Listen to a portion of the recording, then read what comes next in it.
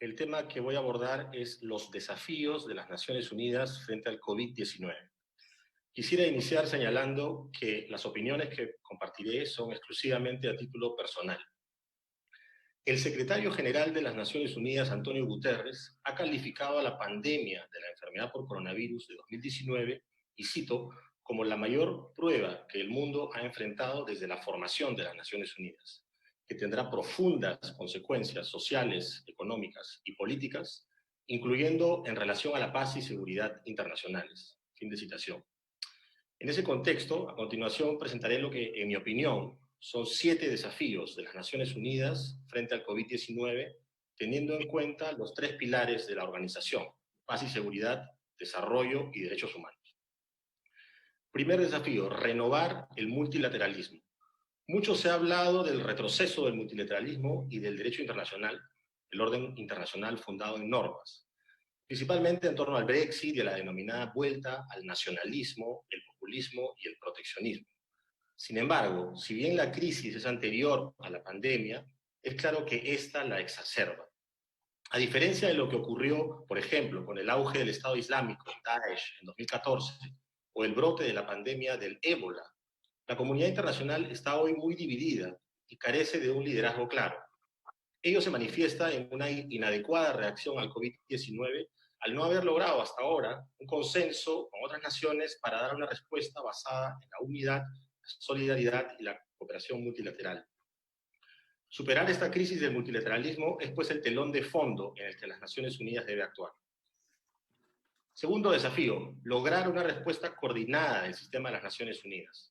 Ya desde 2004, el panel de alto nivel sobre amenazas, desafíos y cambios, solicitado por Kofi Annan, recomendó reconstruir la salud pública global con el fin de estar mejor preparados ante posibles casos de bioterrorismo o el brote de enfermedades infecciosas. A pesar de ello, la respuesta del sistema de Naciones Unidas ha sido dispersa.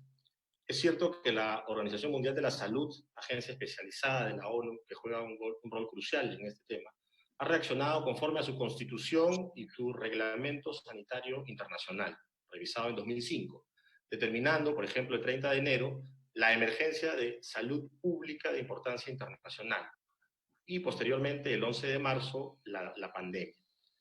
Sin embargo, lamentablemente no se ha logrado una adecuada preparación de la comunidad internacional frente a la pandemia. Posteriormente, con fecha 23 de marzo, el secretario general de la ONU hizo un llamado al cese al fuego global.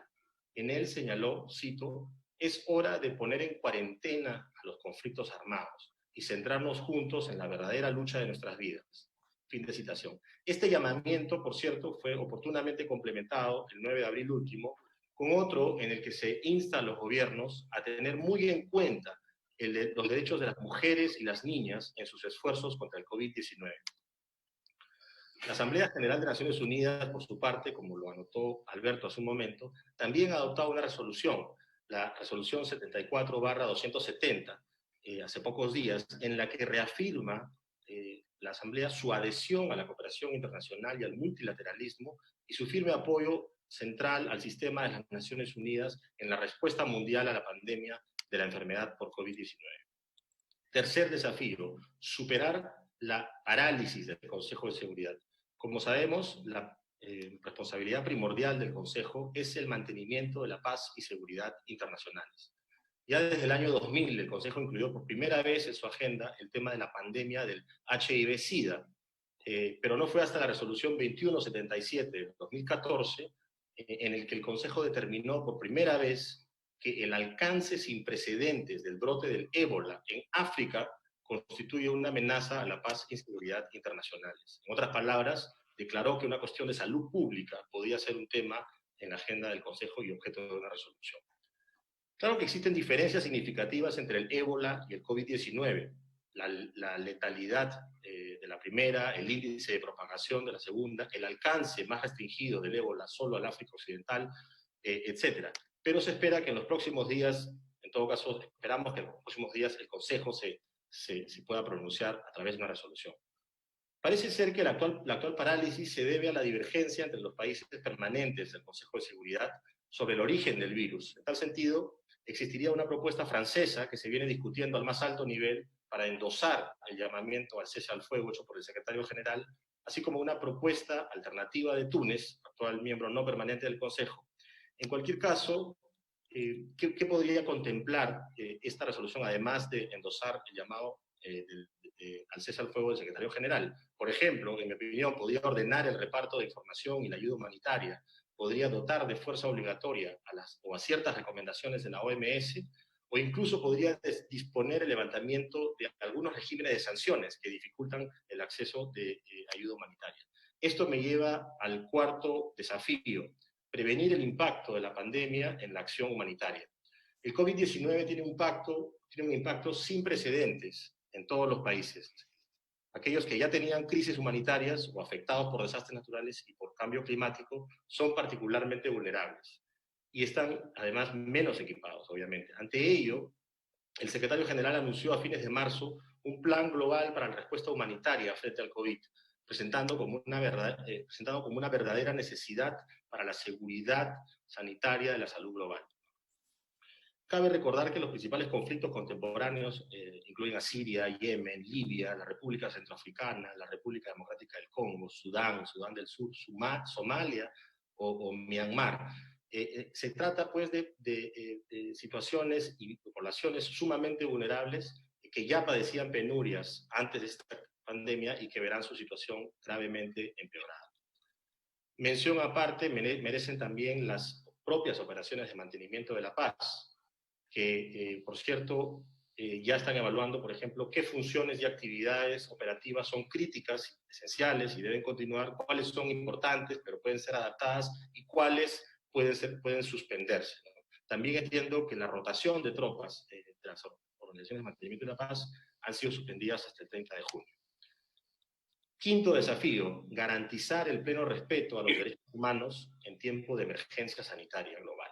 La Asamblea General, en su reciente resolución, ha reconocido igualmente que los más pobres y más vulnerables son los más afectados por la pandemia y que el impacto de la crisis destruirá los logros del desarrollo y obstaculizará el progreso hacia el logro de los objetivos de desarrollo sostenible. En ese escenario, es imperativo que los gobiernos garanticen el pleno respeto de los derechos humanos, ya que en la respuesta a la pandemia no debe haber cabida para ninguna forma de discriminación, racismo y xenofobia. Vinculado a esto, en mi opinión, se tiene la importancia de respetar los derechos humanos en el marco de los regímenes de excepción, por ejemplo, los estados de emergencia, reducir el riesgo de agitación social, así como generar alerta temprana respecto de la tentación de algunos gobiernos autoritarios de explotar políticamente la crisis, incluso a través de la suspensión injustificada de procesos electorales.